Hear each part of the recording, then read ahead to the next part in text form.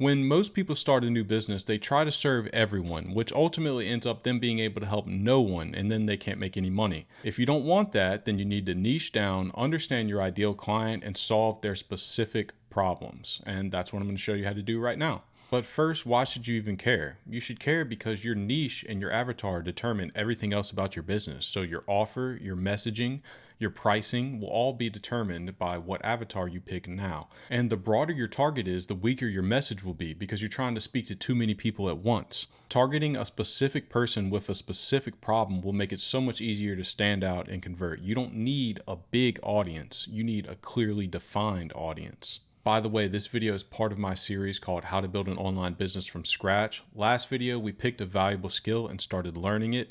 Today, we'll identify who we're actually going to sell that skill to. And next, we'll position your skill into an irresistible offer. But if you want to skip around and check out the other videos, there's a link to the playlist down below. But let's not waste any more time. Let's get right into why niching down works. And it works because clarity equals confidence for both you and your potential client. So what do I mean by this? I mean that if you target down and niche down to a specific avatar, then you'll better understand the way they think, the world they live in, how they communicate, what words they use, their language. And this will apply to all parts of the pipeline. Once you understand this, you'll be able to clearly explain to them with confidence how you can solve their problem, and they will have more confidence that you can solve their problem. And this lubricates the entire pipeline. So from sales scripts to web page copy to email copy, any way that you communicate with a client, whatever part of the pipeline they're in, this will lubricate the process because you have dealt with this type person before. You know what objections they'll have, you'll know what pain points they have, and you'll be better able to serve them. Another reason is because specialists get paid more than generalists. So the more specialized you are, the more niche down you are, the more you can charge. And it's a lot easier to sell 10 clients something for $10,000 than it is to sell 10,000 clients something for $10. So it's just something to keep in mind. But how do you actually define your avatar? Well, what specific problem are you solving? So this is what we covered in the last video. Who has that problem and is willing to pay to fix it and can afford to pay to fix it? Can you speak their language? Do you understand their worldview? Do you understand how they think? These are things that you need to think about, and you need to position yourself in the best way possible with your own skill set, with what you're used to, with the people that you're around. Also, your avatar might be a past version of you. So one of the best ways to choose a niche is to solve a problem that you've already overcome and to help a previous version of yourself. What's good about this is you already know how they think, you know what they feel, you know what pain points they have, you know how to talk to them because you were them. And truthfully, this is what I'm doing, right? So I make these videos because I'm trying to help myself 5 years ago because I struggled with so many things that I didn't know how to solve. And once I figured out how to solve them, I don't want other people to have to struggle with those same problems. So I picked myself as my niche to talk to. That's who I'm making these videos for, really. I'm trying to help myself just in the past. And hopefully along the way, I can help some of you at the same time. Now let's talk a little about your pricing, market, and audience. If you're targeting people with no money, you can't charge premium prices, right? So it would be beneficial for you to solve painful, expensive problems for people who can afford the solution. So you don't have to only sell to rich people, but if you position your service in a way to where rich people benefit from it, you might be able to charge higher prices. And higher prices equals better customers, people who don't churn as easily. We'll talk about churn later on. That just means they cancel your service. People who give you less problems, people who are just easier to deal with. Usually if they pay a higher price, then they're a better customer. And another thing that I kind of want to just get out of your head is don't think niching down is limiting growth. It's actually the opposite. Niching down accelerates your growth because you can always expand later on, and you need the traction to start. You need people to see you. You need to get noticed. And niching down is really the most effective way to do that. And like always, I'll give you your action steps, and I will also continue the demo we started in the last video with ChatGPT. But your first action step is to identify the skill that you're offering. So this is from the last video, and just keep that in mind. Now list out who benefits most from it. So think of some people who are already paying for this service or already paying for this skill. And then once you decide on what niche you're targeting, and you can use ChatGPT to help you do this, write down an ideal customer profile. So it's called an ICP with their age, their job, their pain points, and their desires. So ask yourself, do they have the money? Is the problem painful and urgent so that they want to solve it quickly, which means that they're easier to sell to and they really have a problem that you can solve? And bonus, if you're unsure, try to be your own avatar. So try to solve your own problem that you had before in the past that you've overcome, and try to talk to that person. Try to talk to yourself with how you felt back then whenever you still had the problem and you were trying to solve it. And just to show you how helpful ChatGPT can be, I'm following up on this example we started last video, but I decided I'm going to pick conversion copywriting, which is number 6 that the bot outputted for this example. And I told the bot, I decided I'm going to go with number 6. I'm going to go with copywriting. I need your help picking my niche. Please research and describe the best niches to target for my copywriting business. I'm looking for a proven market with people already paying for the service. They should have a painful and urgent problem that I can solve with copywriting. So first we're going to run this, and then we're going to have it generate our ICP. All right, what did we get? We got legal services, dental and specialty practices, home services, e-commerce, DTC, B2B SaaS, cybersecurity vendors and MSPs, insurance, Medicare agents, life, P&C, manufacturing and industrial B2B, medical aesthetics, med spas, very popular nowadays, recruiting and employee branding. That's actually a pretty good one. So if I was going to pick one, let me do just home services because my dad owned a home services business. So as an example to you, I'm going to pick something that I might know a little bit better than the other niches. So I want to target the home services niche. My target avatar will be owners/operators of those businesses.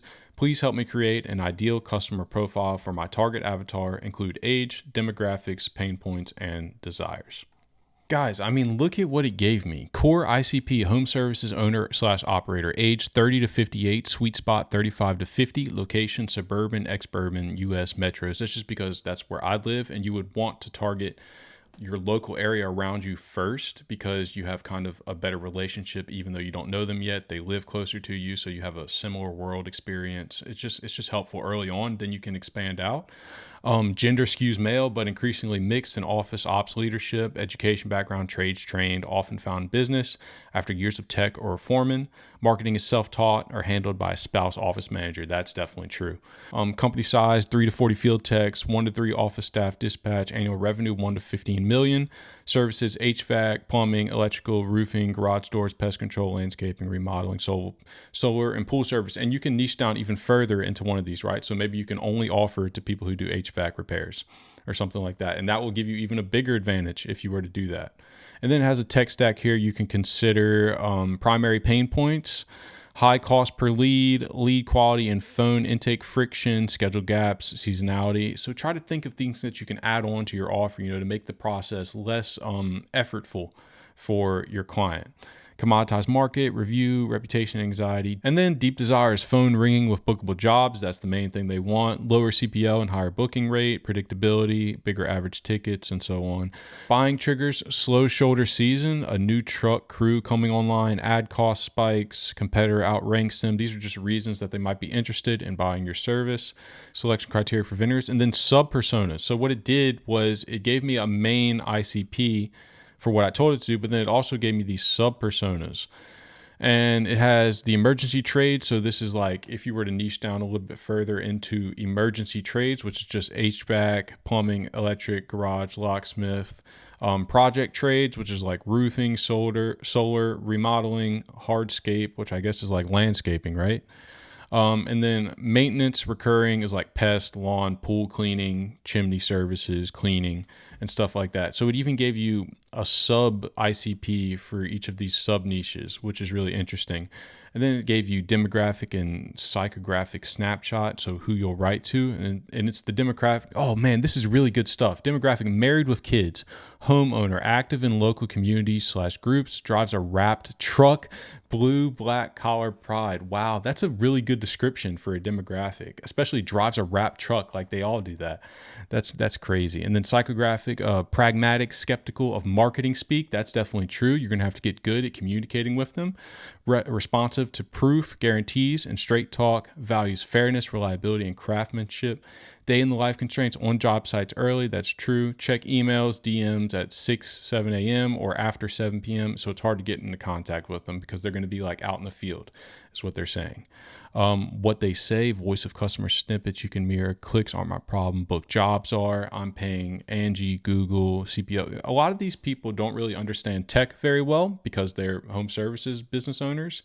And a lot of this stuff is going to be, a lot of the challenge is going to be communicating the benefit and the value of implementing these things into their business. How your copy solves their urgent pain point, add to appointment funnels, intake microcopy. I mean, this is a lot of good stuff. Like just from that one, look at my prompt. Look at my prompt here. I want to target the home services niche. My target avatar will be owners, operators of those businesses. Please help me with an ideal customer profile for my target avatar. And I said to include this. And look at what it gave me. Like this stuff can save you so much time, so much research. It's so useful. You have to leverage these tools. It gave you a quick qualification checklist and red flags, not ideal. We don't track calls or forms. So if they're not taking any data, then they're probably not going to be a good client for you. You could implement it for them, but it's going to be hard to make that full transition, right? And it even gave you a 1-sentence positioning you can use. I help home services owners turn paid clicks into book jobs by rewriting the critical path landing page, intake microcopy, and follow up so your CPO drops and your calendar fills. And then another one, it asks a suggestion for you to tailor a 1-page ICP PDF to where you can kind of have this all neat in a PDF document. But I mean, look at the output this thing gives you. I mean, this is something you have to utilize. After doing this, you should be clear on who you help and what problem you solve. And when you're ready, we can move on to exactly how to craft an irresistible offer that they can't say no to. Also, if you want my personal help identifying your niche or testing any of these ideas, I am offering free one-on-one calls right now. I also have my community available and you can reach me there. So if you're interested in any of that, check out the links below. And if you got value out of this video, don't forget to subscribe. We've got offers up next.